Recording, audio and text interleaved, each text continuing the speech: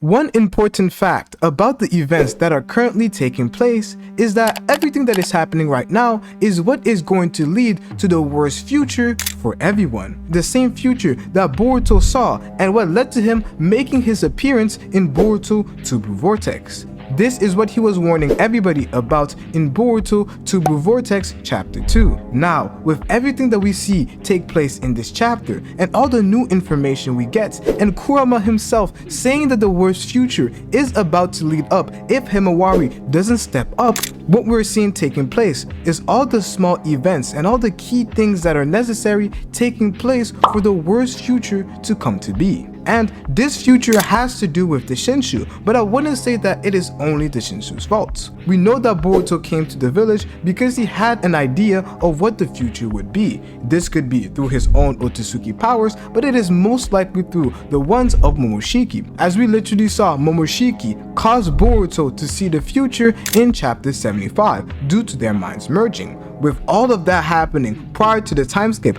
and with those 3 years, it is clear that more events like this have taken place, where Boruto and Momoshiki's minds have merged, and Boruto is able to see the vision of the future.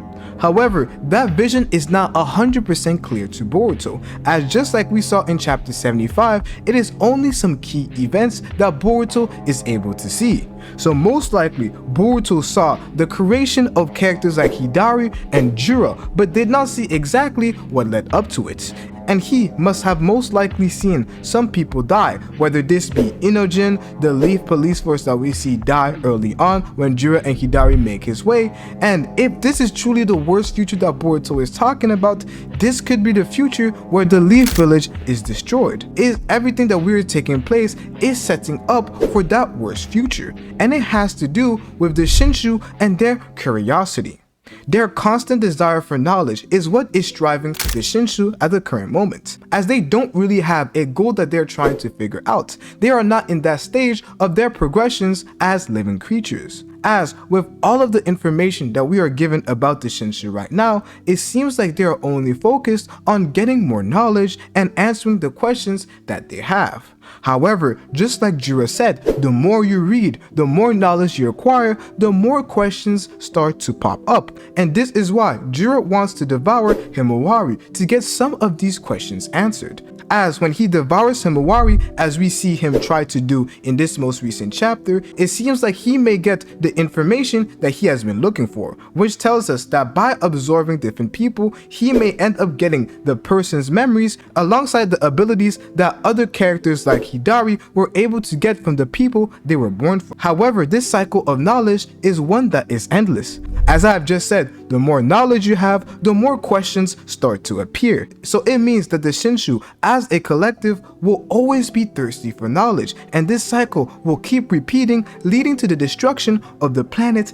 and even the universe, as Boruto says that this future is the worst for everyone, and he included code in that future. We know that code is not in this current planet and is somewhere out there in the universe. So, if left unchecked, the Shinju in their path for knowledge will end up leaving the planet and continuing to wreak havoc all throughout the universe. And this is pretty scary to think about, because we already know how strong they are, and with all the information that we are given, the more people they devour, the stronger they will become and the more abilities they will have access to. And this is quite scary to think about when you come to realize that they are only at the first stage of being living creatures, as due to all the curiosity that they are starting to show, it really helps me point out that they are really in the infantile stage of life. Children, when they are first born, they go around trying to figure out everything in their vicinity. They go around touching things with their hands and explore everything that is around them.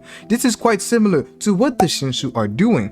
They are going around searching various things that they find interesting. For Jura, that was Naruto, but now it has turned to Himawari. For Hidari, that was Sarada. For Matsuri, that was Konohamaru. For Bug, that was Ada. All these different desires that they have right now stem from curiosity and not complex goals or abstract thinking. It all stems from, I am curious, so therefore I want to learn more about these various creatures.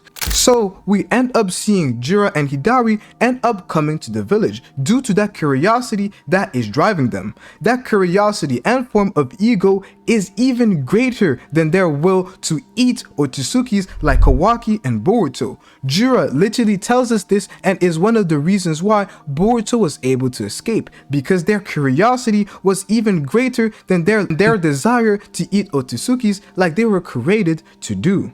And this is even further shown when Jira and Kawaki end up fighting, with Kawaki who ends up getting humiliated by Jira, but yet Jira doesn't decide to eat Kawaki. His curiosity pushes him away from his desires and pushes him towards Himawari, who he believed at the time was Naruto.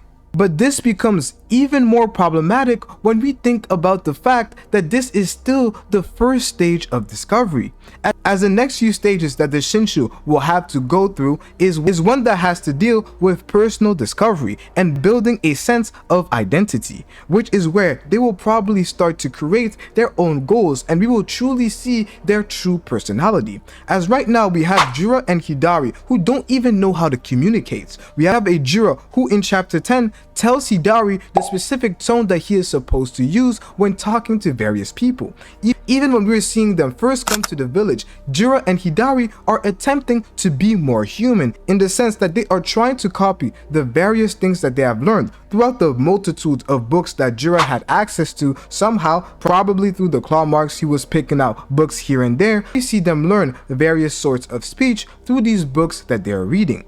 All of this lines up with the type of learning that is experienced in the infantile stage. We have babies who look up to various models and imitate these models and start to develop their own form of speech. Just like Jira is imitating the various things that he has seen in books and thus tries to do so when he is talking to regular humans. The real moment I believe that the worst future will come to pass is if the Shinju are allowed to reach this stage of personal discovery, where they start forming their goals and true personality. This is where we can truly see their intentions and they come from a good or bad place. As I do know that we have seen Inogen be killed by Jira, and this may seem bad, but it didn't come from Jira actually wanting to be a bad person and killing Inogen. No, Inogen was in the way of their curiosity, so thus he had to be eliminated. He just removed an obstacle and didn't even want to do so. He said multiple times throughout their fight he didn't want to kill Team 10. He loved the fact that they had great teamwork and it saddened him that they would have to die because they were in his way.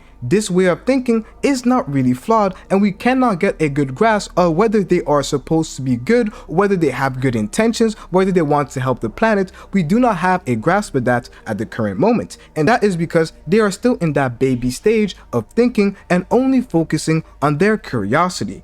However, when they start to form their own personal identity and try to discover their own personal goals and true personality, this is when the worst future will come to pass for the planet. As when their true personality starts to form, nobody will truly be able to stop them and try to change their way of thinking. Their ego and consciousness would have finally been set. And just like we see with humans, especially the older and older they get, the older you become, the more stubborn and the more in your ways that you truly end up being. So if Jira, Hidari, Matsuri, and Bug end up reaching this stage, this will truly be the worst future for the entire planet.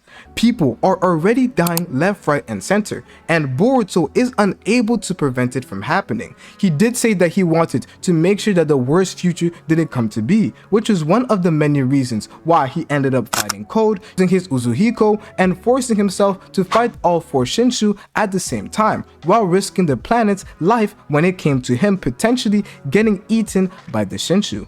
Boruto took all these risks, but yet nothing has changed. And now we are seeing Boruto, who probably didn't see this in his future, as we know that Momoshiki's powers do not allow Boruto to see his own personal future, but the future of others or the future that is going to happen to the world itself. Boruto could not have predicted that he would be dealing with karma issues, as all throughout his time in the time skip, although he may have struggled with the karma, there was nobody out there with the karma that would cause his karma to resonate and thus appear. So all that Boruto had to focus on is not relying on the karma, and that's why Boruto is so strong in the time skip, because he focused on his base and disregarded the karma. Kawaki took a different approach, where he is the one who ended up focusing on using the karma and neglecting his base. Two different outcomes, two different choices that both Boruto and Kawaki have made that have ultimately led to them developing different weaknesses. Boruto's weakness is the karma, while Kawaki's weakness is his own base and lack of fundamentals when it comes to chakra utilization. This has now led to Boruto not being able to fight, and although this is perfect writing wise, when you look at Boruto himself as a character, this must really be a strong blow, as Boruto is watching Kawaki go ahead and save his own sister, while Boruto is out here struggling with his karma. We already know that Jiraiya was capable of beating Kawaki, and although I do love Himawari and everything that we are seeing, I do believe that the fight between Himawari and Jiraiya is going to be more similar to a fight between Naruto and Orochimaru. Back when Naruto was going to go and find Sasuke, he met up with Orochimaru and Kabuto, and he ended up raging after seeing Orochimaru talking to Sasuke in such a disrespectful manner. This caused him to use some of Kurama's powers and go toe-to-toe with Orochimaru, and Orochimaru, who seemed to be holding back and didn't want to kill Naruto, but yet Orochimaru still won at the end of the day. And this is what I can see happening with Himawari. Jiraiya will be holding back not to kill Himawari, but after he has made sure that Himawari is unable to fight, he will then again try and devour Himawari using his tree method. This is where I think that Kawaki can show up, but what can Kawaki really do? Kawaki already got packed by Jiraiya, so him even going back is going to be a risky approach from Kawaki himself. Boruto, who is the one who is supposed to deal with this, Boruto is the one who saw the vision, saw the future and the worst potential outcome, but yet again, he is unable to change it. Boruto, just like in the past, was unable to prevent himself from losing everything, and although he still has the mentality that he didn't lose anything because they are all within him, he truly did lose people when it comes to the real facts at the end of the day. He lost his position in the village, he lost his credibility, he lost his friends, and a bunch of different people, with his own sister who believes that he is a different person. Sasuke has also been lost. The only people who didn't leave his side are Sarada and Sumire. And this is especially concerning when it comes to the fact that Boruto may start to realize that he can't escape his destiny. And Jiraiya is the same person who reminded Boruto that no matter where you go, no matter how far you run, you truly can't escape your destiny.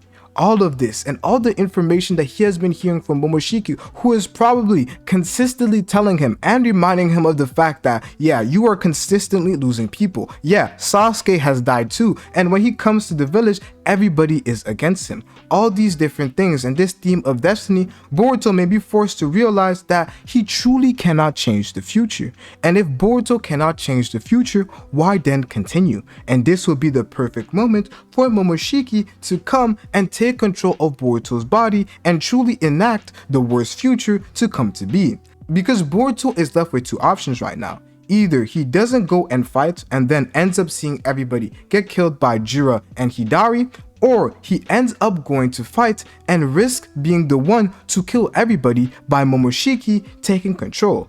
As similarly to something that happened in Jujutsu Kaisen between Yuji and Sukuna ended up taking control of Yuji's body and wreaking havoc all throughout Shibuya. And then we had Yuji, who had to face the repercussions. We could see something like that end up happening if Boruto decides to go and fight and run the risk of Momoshiki taking control and ended up destroying the village and killing everybody at sight. Boruto would then regain consciousness and realize that, damn, I really can't change the future. This is the same future that I had envisioned, and even though I got stronger and even though I had allies, yet I still couldn't change the future, and Boruto will have to answer these questions as it is a constant theme in his own writing. Naruto had defied fate itself by stopping the reincarnation cycle and bringing peace to the world when it comes to shinobi. Now that Naruto had accomplished that, this is why we see new threats like Otsutsuki's start to pop in, because the story wouldn't really make sense if Naruto has stopped the reincarnation cycle and brought peace to the shinobi world, but yet shinobi continued to fight in a massive scale. This is why we have Otsutsuki's and other beings that are now shinobi starting to become the antagonists, because Boruto will now be the one to have to answer the question if he can really change the future and defy his fate. And that is what Boruto is going to have to find out and face on his own, because the future is not looking good. Kurama has also confirmed it. If Himawari doesn't step up, the future is not looking good. And just like the title of Boruto 2 Blue Vortex, we have two vortexes in Boruto and Himawari who control the fate of the world to a certain extent. Boruto is dealing with a being inside of him in Momoshiki who he strengthened and can also strengthen him at the same time, while Himawari is now one with a being like Kurama who has repeated the same thing to Himawari that Boruto has been talking about all throughout the time skip. We are heading towards the worst future, and Inogen's death alongside the deaths of other Leaf Police Force is simply just the beginning stages of the worst future taking place. So Boruto has to lock in and prevent the worst future from taking place, and for that to happen, he has to deal with Momoshiki. But Momoshiki has been growing stronger in his body and isn't as weak as he used to be. And this is why you have to watch this video right here to find out just how much stronger Momoshiki has been getting all throughout the time skip.